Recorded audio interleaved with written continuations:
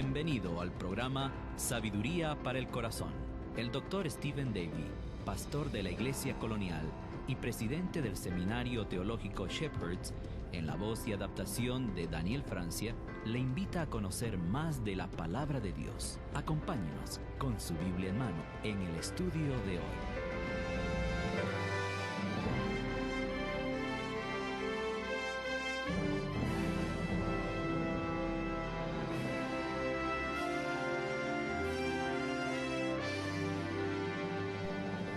Leí esta semana que por lo menos 3.8 millones de norteamericanos sufren de daltonismo. El daltonismo afecta, según los estudios realizados, a 1 de cada 12 individuos, algo que debe ser muy tenido en cuenta por los que trabajan haciendo páginas web, propagandas y hasta mapas. ¿Sabe? Los mapas en realidad son lo más difícil para un daltónico. Parece que a este mal le gustan los hombres, ya que las estadísticas reflejan que afecta a 1 de cada 200 mujeres y 1 de cada 10 hombres. Puede ser tal vez esta la explicación de por qué nos vestimos tan mal los hombres, ¿no? Pero ese sería otro tema. En realidad, esta deficiencia puede quitarle a las personas su vocación favorita. Es difícil imaginarse a un daltónico que no puede definir o diferenciar colores en campos como la fotografía o los cosméticos o la decoración y hasta la telefonía. En mi investigación he descubierto que ciertas cosas pueden mejorar la sensibilidad al color, en especial una dieta adecuada. Uno de los ancianos de la iglesia tiene este problema de daltonismo. Cada vez que lo veo y le digo que el traje y la corbata le quedan muy bien, me responde: la verdad que le tomo la palabra, porque es algo que por sí mismo no puedo corroborar. Para aquellos que sufren de daltonismo, el mundo no es comprensible para ellos. Nuestro mundo es un mundo de colores. Me pareció interesante que los Estados Unidos tiene más casos de daltonismo que cualquier otro país del mundo. ¿Sabía eso? Lo que también me parece interesante es que los colores que más se confunden son el rojo y el verde. Y vaya casualidad, estos son los colores de los semáforos también, ¿no? La primera persona en estudiar científicamente este mal fue John Dalton, un químico británico del siglo XIX que resultó ser daltónico. Dalton también era un cuáquero devoto, lo cual ayudó muchísimo ya que la vestimenta que él llevaba a la iglesia era de tonos neutros. Una vez alguien decidió hacerle una broma y le cambió sus medias de color gris, así que cuando él llegó a la iglesia todo el mundo se quedó mirando sus medias rojas. ¿Se imagina esto? Ahora, esa no sería la última vez que se produciría un revuelo en la iglesia por la inhabilidad de distinguir colores. Una iglesia saludable es absolutamente daltónica. La novia de Cristo es un mundo de colores, y los fieles no parecen notarlo. Todas las naciones están presentes, todas las razas y etnias. Por un lado, un creyente maduro y saludable nota los colores. Por otro lado, un creyente saludable y en crecimiento ve más de 2 colores, como ser blanco y negro. El creyente maduro aprende a distinguir un tercer color que lo rodea siempre. Él es sensible a este color y puede notarlo y distinguirlo de los demás. Se trata del color gris. Tengo la idea de que Pablo, de una manera muy práctica, exhorta a la iglesia en Romanos capítulo 14 a que agregue un tercer crayón a su caja, un crayón color gris. Él le está enseñando a la iglesia por qué es importante y cómo debe de vivir con él mismo. Hasta ahora hemos visto los primeros 12 versículos de Romanos capítulo 14, en los cuales Pablo ha declarado muy claramente por parte de la vida pasada de la nación judía, ya que no es un tema de separación. Tiempos y ocasiones, festivales y días de reposos ya no son una cuestión de preferencia personal. Él nos ha recordado a todos que un día todos estaremos ante el Señor del día de reposo y les rendiremos cuentas a Él. Veremos nuestras vidas por medio de sus ojos y recibiremos premio por todo lo que hayamos hecho para su gloria. Ahora, Pablo se enfoca aún más en los temas grises. Él va a dar lo que yo creo que son 9 principios para una vida equilibrada, o 9 maneras de tratar con los temas grises, o tal vez 9 consejos para colorear con gris. No pude decidirme qué tema poner. Cuando terminemos con esta serie de mensajes, si me decido, le aviso. Pero hay un principio de protección aquí. El primer principio para una vida equilibrada es el principio de protección. Pablo escribe lo siguiente en Romanos capítulo 14, versículo 13. Así que ya no nos juzguemos más los unos a los otros. ¿Qué significa esto? ¿Qué cosa implica? Quiere decir claramente que los creyentes en la iglesia en Roma se habían estado juzgando los unos a los otros. Pablo dice, decidamos todos juntos dejar de juzgarnos. En otras palabras, hagamos un pacto. Todos vamos a agregar un crayón gris a nuestra caja. Está diciendo esto. Hay un juego de palabras maravilloso en este versículo que al traducirlo al castellano tal vez se pierde. Pablo usa la misma palabra griega krino 2 veces en la misma frase. El verbo básicamente significa juzgar o emitir juicio. No obstante, Pablo usa un juego de palabras con este verbo. En la primera parte del versículo, él dice, no nos juzguemos más los unos a los otros.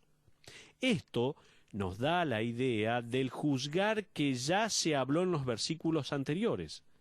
Pero en la segunda parte de la frase, Pablo usa el mismo verbo, pero con una connotación distinta. Allí dice, sino más bien, decidid.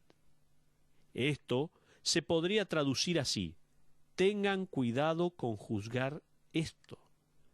Pablo está diciendo, al utilizar los distintos significados de este verbo, no juzguen a los demás, en vez de hacer eso, usen sano juicio.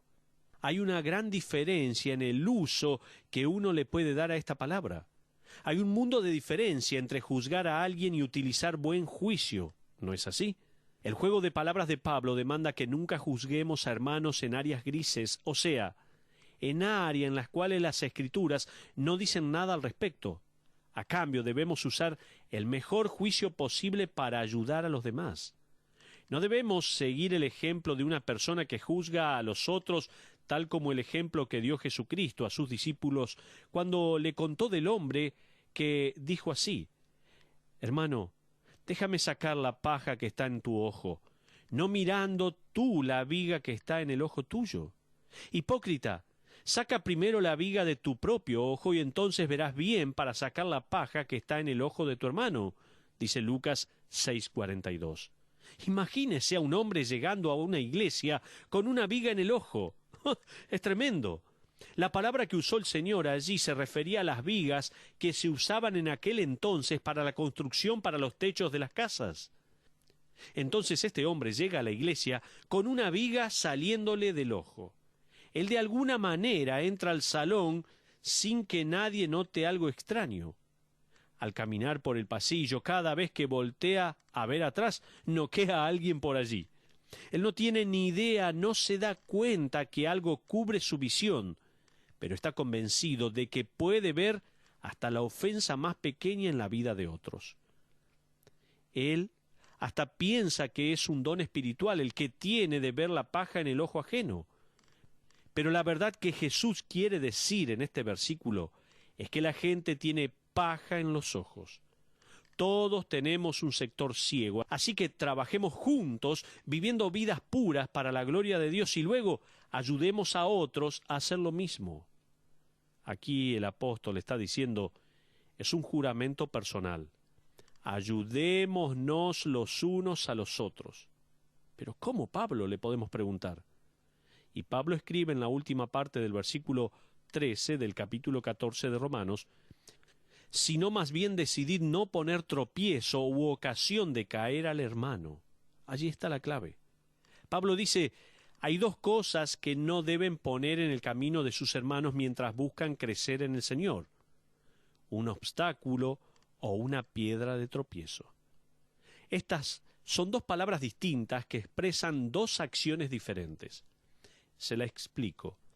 La primera acción es un impedimento inocente, que es la idea detrás de la palabra obstáculo.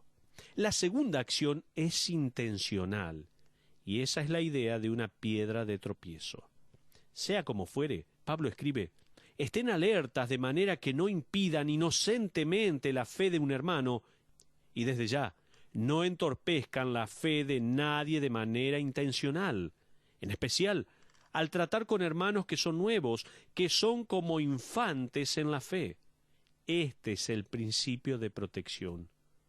Usted fue al trabajo con un paraguas porque tiene la experiencia suficiente, sabe que en cualquier momento se larga a llover. Y al caminar por la calle, ve a uno de sus nuevos hermanos en la fe que no pensó de antemano, de hecho ni siquiera sabe usar un paraguas y se está mojando con la lluvia. Este nuevo creyente en Cristo no está acostumbrado a lidiar con ciertos temas, tal vez opiniones y decisiones en su caminar con Cristo. Está sintiéndose más y más miserable en el proceso de mojarse. Por favor, vaya y resguárdelo. No le haga la vida complicada. No vaya y lo moje más todavía. No se burle de él porque no sabe cómo usar un paraguas. No se jacte de su impermeable, tal vez. Vaya y protéjalo. Pablo escribe en el versículo 15, ya no andas conforme al amor. Veamos con más detenimiento las dos acciones con las que fallamos en proteger a nuestro hermano más débil. Subraya ahí en Romanos 14:13 la palabra tropiezo. Esta no es una acción hecha a propósito. Se trata de algo no intencional, no planificado. Esto es cuando uno hace algo y un hermano más débil lo ve y pasa a ser un obstáculo para él. Esta palabra es la palabra griega proskoma, que da la idea de chocarse con algo o tropezar con algo, así que la traducción tropiezo es adecuada. ¿Alguna vez entró a alguna habitación de su casa en la oscuridad? Quizás había algo que sus hijos dejaron en el suelo. ¿Sabe? No hay nada como pisar el auto convertible de Barbie, y eso tal vez le puede costar muy caro. ¿Alguna vez se lastimó el dedo gordo al tropezar con algo o chocarse contra la cama? Su hermano más joven en la fe puede tropezar y lastimarse el dedo con algo que usted dejó al descubierto sin darse cuenta. Ahora, subraye la segunda frase allí en el versículo 13 de Romanos 14. Dice, ocasión de caer. Esta es una cuestión mucho más seria. Mientras un obstáculo puede haber sido causa inofensiva de tropiezo, cuando se habla de ocasión de caer, se habla de algo más intencional. Se trata de la palabra griega escandalon, de donde deriva la palabra castellana escándalo. En Grecia esta palabra se utilizaba para describir lo que accionaba una trampa. Si uno ponía un trozo de queso en una trampa para ratones, el gatillo, por llamarlo así, que accionaba la trampa se llamaba escándalo. Pablo está diciendo, no hagan algo que pueda accionar una trampa y atrapar al creyente que no está atento y traer así confusión y daño espiritual. Protéjanlos de las trampas puestas por otros creyentes. Nuestra labor es la de recoger las piedras del camino de nuestros hermanos en la fe. No debemos sumar dificultades al caminar de los creyentes nuevos, por favor, que muchas veces, en la oscuridad de la incertidumbre, cuando no conocen los caminos de la gracia y la libertad, intentan, pero se tropiezan. Un misionero me explicó cómo un solo acto de libertad cristiana puede atrapar literalmente a creyentes y dejarlos en una confusión doctrinal. Está relacionado con la imagen del pesebre durante la Navidad. Este misionero está en un país altamente influenciado por la religión general, la cual pregona de Cristo, pero lo mezclan con falsas enseñanzas. En este país, justo antes de Navidad, la gente lleva las piezas del pesebre a la iglesia para que el sacerdote las bendiga. La gente tiene que esperar en fila por horas y hasta debe pagarle a la iglesia por esta bendición especial mientras el sacerdote salpica con agua bendita aquellos pequeños muñecos del pesebre. Solo después que el sacerdote las ha bendecido, las personas pueden armar sus decoraciones con el pesebre frente a sus casas.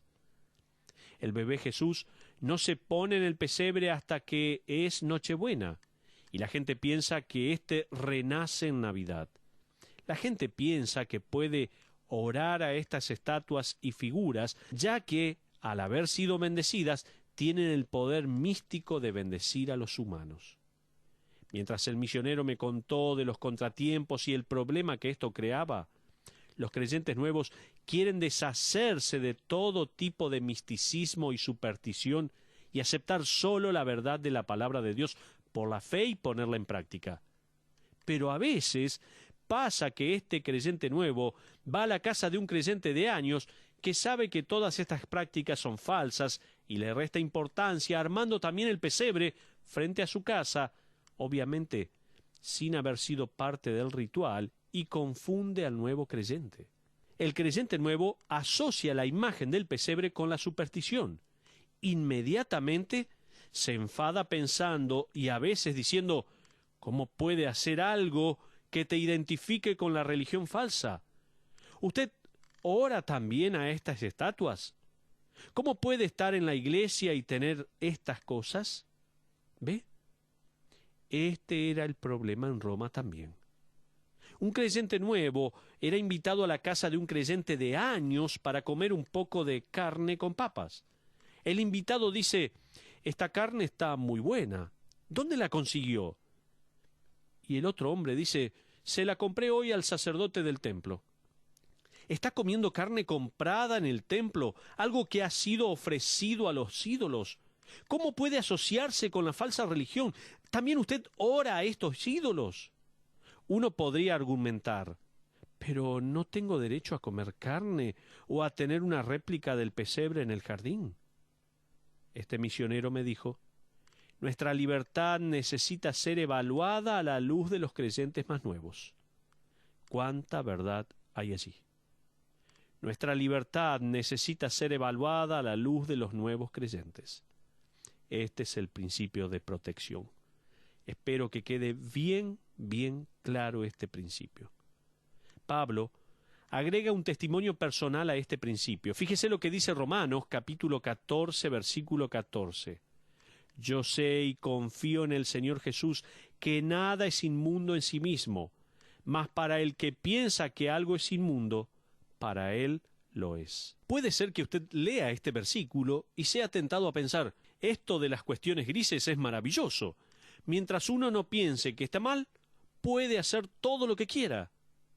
¿Sabe una cosa? Eso no es así. La palabra inmundo es la palabra griega koinos o común. Es la palabra usada para describir el griego del Nuevo Testamento.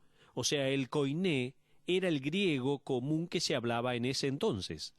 La comunidad judía usaba esta palabra para referirse a cosas que ellos consideraban seculares o comunes, terrenales, mundanas o simplemente no espirituales. Entonces, cuando Pablo dice que él no piensa personalmente que nada es común, obviamente no se está refiriendo a la ley moral de Dios, sino a la ley ceremonial, las leyes de alimentación, las reglas del día de reposo y los tiempos.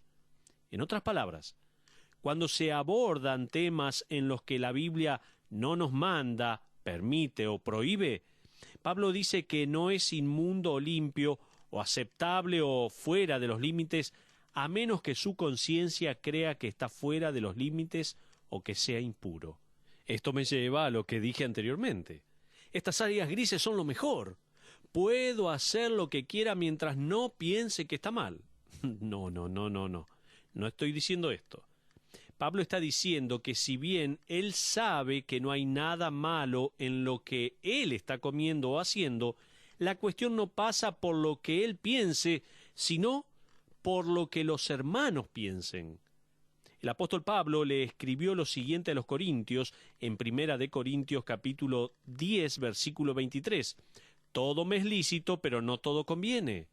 En otras palabras, todo me es permitido, pero no todo me edifica a mí o al cuerpo de Cristo. Entonces, si bien yo tengo el derecho a hacer lo que quiera mientras mi conciencia esté pura, tengo que estar dispuesto a restringir mis derechos, debo estar dispuesto a limitar mi libertad a causa de la conciencia de otro creyente, de otro hermano en la fe. Usted dirá, pero eso no es justo. Yo conozco la verdad y nada de lo que estoy haciendo es malo. Estoy en lo justo. Amigos, Pablo está intentando decirnos que al abordar temas grises hay algo que es mucho más importante que estar en lo cierto.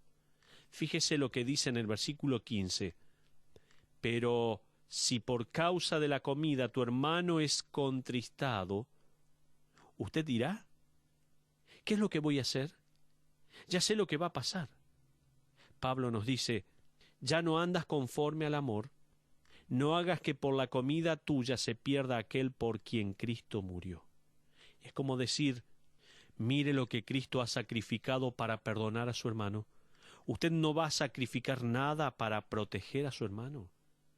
Esta carga es más pesada, ¿no? Es mucho más fácil seguir la ley que seguir la ley del amor. Yo preferiría regresar en el tiempo y ver las cosas en blanco o negro.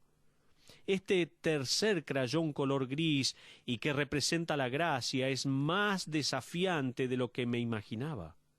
Con razón, Martín Lutero, el reformador, escribió un título en su ensayo diciendo, en cuanto a las libertades del creyente, y allí comenzó diciendo, un cristiano es lo más libre que hay, no está sujeto a nadie, un cristiano es siervo de todos, sujeto a todos. ¿Cuánta sumisión debemos tener, no? Regrese allí al comienzo de Romanos capítulo 14, versículo 15, donde Pablo nos dice que no debemos de lastimar o contristar a nuestros hermanos. La palabra significa contristar y podemos hacer esto al comentar en cuanto a la inmadurez de ellos, actuando como que somos superiores o burlándonos de ellos y de su punto de vista.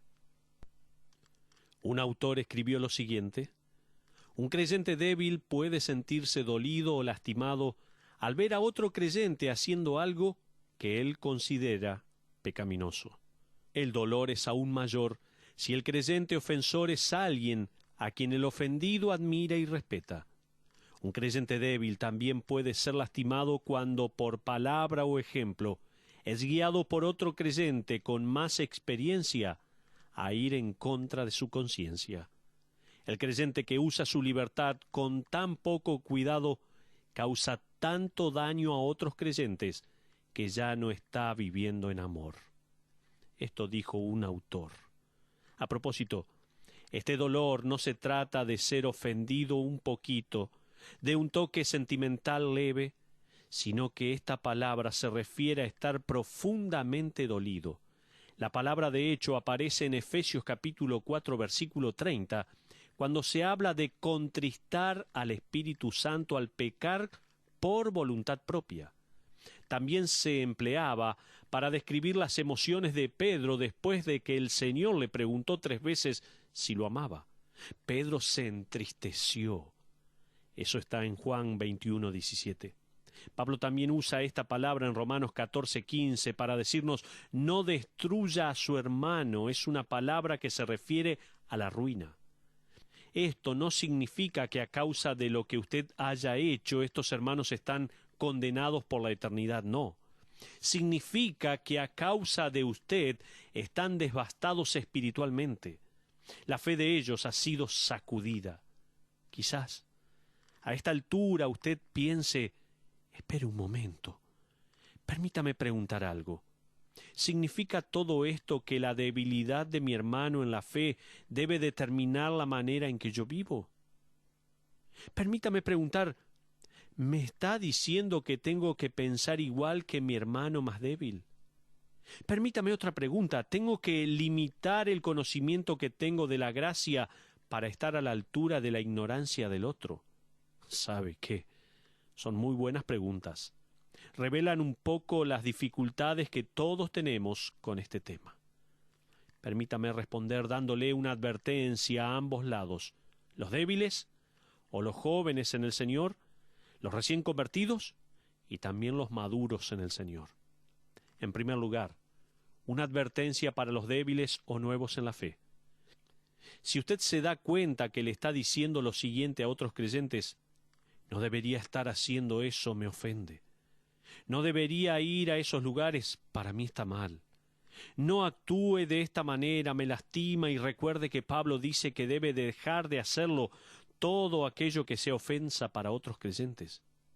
Mi amigo, si usted está haciendo esto, de ser así, usted está admitiendo que necesita crecer en su vida espiritual. Acepte el desafío, métase en la palabra de Dios, analice su filosofía con lo que dice la Escritura, compare, estudie bien todos los temas de la gracia de Dios. Sabe, no es fácil, pero aprenda a colorear con este tercer color.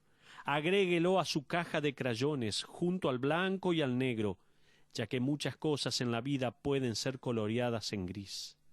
En segundo lugar, una advertencia para los fuertes, los maduros en la fe. Si usted se encuentra con el hábito de decir estas cosas, por ejemplo, tengo el derecho de hacer esto o aquello como creyente, voy a debatir con cualquiera en cuanto a mi libertad en esta área, nadie me puede decir que estoy haciendo mal. O tal vez está diciendo o pensando que estoy equivocado por actuar así, y este es un débil y necesita crecer. Si usted está haciendo esto, usted no está viviendo en amor. No está pensando en este principio de protección. ¿Y sabe qué? Hace poco leí que cuando Harry Truman fue elegido presidente de los Estados Unidos, él se preocupaba porque no quería perder contacto con los ciudadanos, con la realidad del día a día. Así que él salía a caminar por las calles, y en aquella época un presidente podía caminar por las calles como cualquier otra persona. Una tarde Truman decidió ir a caminar al puente memorial del río Potomac, allí en Washington. Él comenzó a intrigarse con el mecanismo que elevaba la parte central del puente. Movido por su curiosidad, caminó hacia la mitad del puente, bajó a la pasarela de mantenimiento y llegó a una pequeña cabina donde estaban los controles. El operario estaba allí comiendo su cena de una lata que había puesto al fuego, y ni siquiera movió un pelo al ver al presidente. Terminó de comer, se limpió la boca, sonrió y dijo: «¿Sabe, señor presidente? Estaba pensando en usted». Ese fue un saludo que Truman nunca más en su vida olvidó. Nunca había recibido un saludo como ese. Pienso que el apóstol Pablo estaba diciendo algo similar. En lo que sea que hagamos, si otro creyente se nos cruza en el camino, deberíamos poder decir: «Sabe, estaba pensando en usted. Las cosas que estoy haciendo, disfrutando, diciendo, experimentando, las hago pensando en usted». El vivir la vida cristiana es muy similar a caminar sobre una cuerda. Al hacerlo, uno tiene un bastón en las manos para balancearse. De un extremo del palo está su libertad cristiana. Del otro, el cuidado y preocupación por sus hermanos en la fe. En un extremo, la libertad. En el otro extremo, el amor. Depende de nosotros cómo lo utilizamos. Le pregunto, para terminar, ¿cómo está utilizando la libertad y el amor por sus hermanos? En nombre de BBN y el Dr. Stephen Davey, le agradecemos por habernos acompañado. Le esperamos en nuestra próxima audición, donde encontrará más sabiduría para el corazón. Esta es una producción de BBN.